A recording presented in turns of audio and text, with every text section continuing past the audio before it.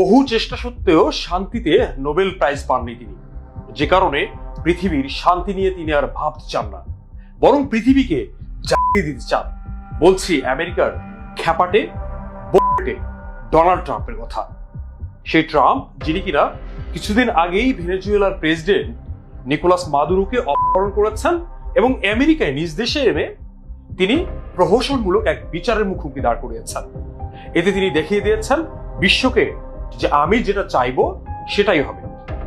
Trump এবার ইরানের দিকে নজর দিয়েছেন। তিনি ইরানের চারপাশে অসংখ্য সৈন্য মোতায়েন করেছেন। দুটি বড় বড় যুদ্ধজাহাজ মধ্যপ্রাচ্যে জলসীমায় নিয়ে এসেছেন। তিনি বলছেন যে ইরান তুমি কথা শোনো, নতুবা তোমাকে দিয়ে দেব। এখন এই পরিস্থিতিতে ইরানের ইসলামপন্থী সরকার তারাও ঘোষণা দিচ্ছে তুমি যদি টোকা দাও তাহলে গোটা মধ্যপ্রাচ্য আমি দিয়ে দেব। বিশেষ করে তোমার যে স্যাটেলাইট রাষ্ট্র ইসরায়েল, সেই ইসরায়েলে মুহুর্মুহু ক্ষেপণাস্ত্র হামলা করে দেশটিকে চাপিয়ে দেব। এবং যে ঘটনাটি তারা গত বছর বিশেষ করে জুনে যখন ইসরায়েল হঠাৎ করে ইরানে হামলা চালিয়ে বসে, তখন দেশটি ব্যাপকভাবে পাল্টা প্রতিরোধ গড়ে তোলে এবং মুহুর্মুহু হামলা চালিয়ে ইসরায়েলকে এক ধরনের কোণঠাসা করে ফেলে।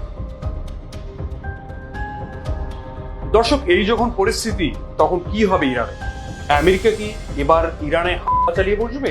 দেশটির ইসলামপন্থী সরকার অর্থাৎ আয়াতুল্লাহ আলী খামেনির সরকারকে উৎখাত করে ফেলবে? এ নিয়ে গোটা বিশ্ব এখন টান টান উত্তেজনার মধ্যে দিয়ে যাচ্ছে। ইরানে হামলার প্রভাব কি হবে? আরেকটি হামলা বা যুদ্ধের প্রভাব পৃথিবী সইতে পারবে কিনা তা নিয়ে চুলচেরা বিশ্লেষণ চলছে। আমেরিকা অবশ্য এসবের কোনো কিছুকেই পাত্তা দিচ্ছে না।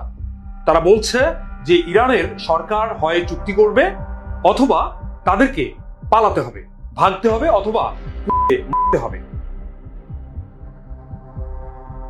এদিকে মধ্যপ্রাচ্যে ইরানের যে শত্রু দেশগুলো রয়েছে তারাও প্রকাশ্যে ইরানের পক্ষে অবস্থান নিয়েছে। সৌদি আরব বলছে যে তারা এই যুদ্ধে সৌদি আরবের আকাশ অথবা স্থলসীমা ব্যবহার করতে দেবে না।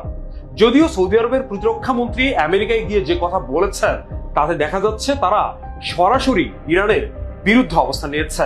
অন্যদিকে সংযুক্ত আরব আমিরাত তারাও বলেছে যে ইরানে হামলা কোনোভাবেই তারা বরদাস্ত করবে না। আমেরিকা এবং ইসরায়েলের প্রকাশ্য সমর্থন দিয়েছে সৌদি আরব, সংযুক্ত আরব আমিরাত সহ অন্যান্য দেশগুলো। এতে করে মুসলিমরা তাদেরকে মুনাফিক রাষ্ট্র হিসেবে চিহ্নিত করে থাকে। এখন ইরান ক্ষেত্রে অথবা ইরানে হামলার ক্ষেত্রে এসব দেশ গোপনে গোপনে আমেরিকা এবং ইসরায়েলকে সমর্থন জুগিয়ে যাচ্ছে কিনা তা নিয়ে বড় প্রশ্ন রয়েছে। অন্যদিকে ইরানের মিত্র দেশগুলো প্রায় মুখে কলু পেটে রয়েছে। আপনারা জানেন যে ইরান বিশ্বের তেল সমৃদ্ধ একটি দেশ। এই দেশটিতে যুদ্ধ শুরু হওয়ার অর্থ পৃথিবী আরেকটি যুদ্ধের ভার কখনোই সইতে পারবে না। এখন দেখা যাক ট্রাম্প কি করে বসেন, যার উপর কোনো ভরসা নেই। তিনি এবার ইরানে আগ্রাসন চালিয়ে বসে কিনা। দর্শক, আপনার কি মনে হয় ট্রাম্প ইরানে হামলা চালিয়ে বসবেন? যদি চালান সেক্ষেত্রে এর প্রভাব কি হবে? এ নিয়ে আপনার মূল্যবান মতামত শেয়ার করুন। ধন্যবাদ সবাইকে।